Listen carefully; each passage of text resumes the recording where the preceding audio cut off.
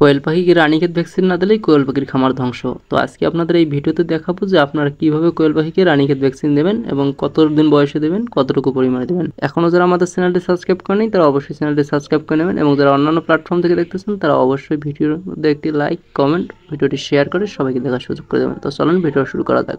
রানীক্ষেত একটি ভাইরাসজনিত রোগ। এই ভাইরাসটি বাতাস, বজ্র, খাবার এবং খামারির হাতে লেগেও ছড়াতে পারে। সবচেয়ে বিপজ্জনক হলো এরা দ্রুত ছড়ায় এবং কয়েক ঘন্টার মধ্যে খামারকে ধ্বংস করে ফেলে। এই রোগের লক্ষণগুলো হলো পাখির মাথা কাত হবে, ডানা ঝুলে যাবে, হাঁটবে না, খাবে না এবং শেষে মারা যাবে। এ রোগের চিকিৎসার কোনো ঔষধ নেই, শুধু প্রতিরোধই একমাত্র পথ। ভ্যাকসিন দিতে হবে একদম ছোট বয়স থেকে। প্রথম ডোজ 7 থেকে 10 দিন, দ্বিতীয় ডোজ 21 থেকে 30 দিন এবং এরপর প্রতি মাসে বা 3 মাস পর পর।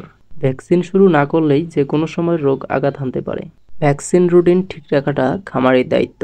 বাজারে সাধারণত 3 ধরনের ভ্যাকসিন প্রচলিত, সবগুলোই ভালো কার্যকরী, কিন্তু আপনাকে দেখে নিতে হবে যে ভ্যাকসিনের ডেট আছে কি নাই এবং ভ্যাকসিনটা ফ্রিজে রাখা ছিল কি না। ভ্যাকসিন দিতে হবে খুব নিয়ম মেনে, না হলে সঠিকভাবে কাজ করবে না। প্রথমে আপনাকে সিলেক্ট করতে হবে যে আপনার কোন দিন ভ্যাকসিন প্রয়োগ করবেন এবং সেই দিন অবশ্যই ঠান্ডা আবহাওয়া থাকতে হবে। যদি ঠান্ডা আবহাওয়া না থাকে তাহলে আপনাকে অবশ্যই সন্ধ্যার পর বা 6টার মধ্যে ভ্যাকসিন করতে হবে। ভ্যাকসিন প্রয়োগের 1 ঘন্টা আগে খামার থেকে পানি সরিয়ে রাখুন, যাতে ভ্যাকসিনটা দেওয়ার সঙ্গে সঙ্গে সব পাখিরা পরিমাণ মতো ভ্যাকসিনের পানি খেতে পারে। তবে অবশ্যই ঠান্ডা পানি দিয়ে ভ্যাকসিন করাতে হবে। অনেক খামারই কিছু সাধারণ ভুল করে বসে, যেগুলো আপনারা ভুলেও করবেন। মেয়াদ উত্তীর্ণ ভ্যাকসিন প্রয়োগ, গরম অবস্থায় ভ্যাকসিন প্রয়োগ, পাখি অসুস্থ অবস্থায় ভ্যাকসিন প্রয়োগ এবং খামার থেকে পানি না সরিয়ে ভ্যাকসিন প্রয়োগ। ভুলেও যদি আপনারা এই ভুলগুলো করেন তাহলে আপনাদের ভ্যাকসিন কোনো কাজে আসবে না। শুধু ভ্যাকসিন দিলেই হবে না, সাথে নিতে হবে আরো কিছু ব্যবস্থা। প্রতিদিন খাঁচা পরিষ্কার করা, বাহিরের কোনো প্রাণী বা মানুষকে খামারে ঢুকতে না দেওয়া,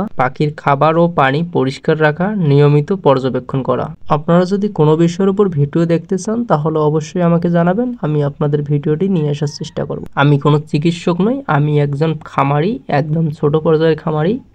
আমি আমার নিজ অভিজ্ঞতা থেকে আপনাদের মাঝে কিছু অভিজ্ঞতা শেয়ার করে থাকি। তাই আপনারা পদক্ষেপ নেওয়ার আগে অবশ্যই ভালোভাবে জাস্টিফাই করে নেবেন। চ্যানেলে যারা নতুন আছেন তারা অবশ্যই চ্যানেলটি সাবস্ক্রাইব করে নেবেন, আর যারা অন্যান্য প্ল্যাটফর্ম থেকে দেখতেছেন তারা অবশ্যই ভিডিওর মধ্যে একটি লাইক, কমেন্ট ও ভিডিওটি শেয়ার করে সবাইকে দেখার সুযোগ করে দেবেন। ধন্যবাদ সবাইকে এতক্ষণ যাবৎ ভিডিওটি কন্টিনিউ করার জন্য।